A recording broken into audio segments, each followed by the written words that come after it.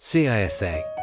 Whirlpool Backdoor sends Barracuda ESG security down the drain. The U.S. Cybersecurity and Infrastructure Security Agency CISA this week issued yet another alert related to the recent advanced persistent threat apt attacks, targeting a command injection vulnerability in Barracuda's email security gateway ESG appliances.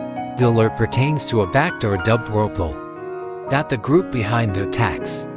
China-based UNC4841 has been deploying in an aggressive cyber espionage campaign that stretches back to at least last October. So far, the campaign has affected private and public sector organizations across multiple industries in as many as 16 countries. Barracuda first reported on the attacks in May after receiving reports of unusual activity related to its ESG appliances. The company's investigation showed UNC4841 targeting a then zero-day vulnerability in versions 5.1, 3.011 to 9.2.0.06 of Barracuda ESG appliances. The threat actor was essentially using the vulnerability, tracked as CV2023288, to gain initial access on systems belonging to a small number of targeted Barracuda customers.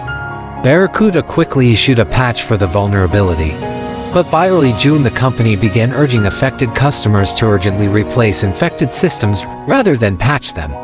After observing UNC4841 actors take several measures to maintain a long-term presence on compromised systems. Meanwhile, the attacks rage on. The Whirlpool Backdoor. CISA identified Whirlpool as a backdoor that establishes a transport layer security TLS reverse shell to the attacker's command and control C to server. Malicious traffic in these reverse shells can be hard to detect because the traffic is encrypted and often blends in with normal HTTPS traffic.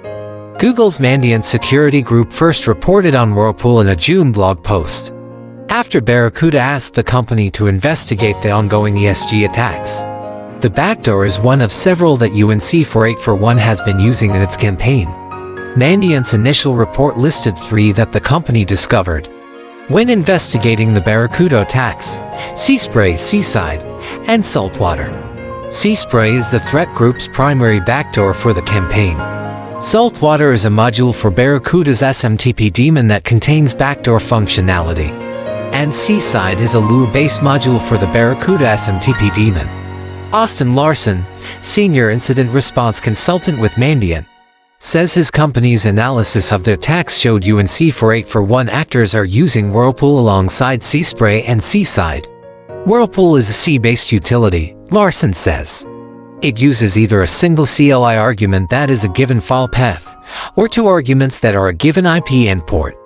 Unlike the other backdoors that UNC4841 has used so far in its campaign, Whirlpool is not a passive backdoor, Larson says. The threat actor is using it instead to provide reverse shell capabilities for other malware families in its arsenal, such as Seaspray, he notes. CISA also earlier in August flagged the use of the submarine backdoor, which specifically obtains root privileges on an SQL database on Barracuda ESG appliances for a targeted subset of victims.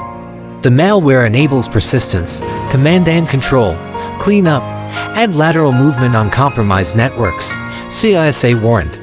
Mandiant, which helped CISA analyze the backdoor, described it as a manifestation of UNC4841's attempts to maintain persistent access on compromised systems after Barracuda issued a patch for CV2023288.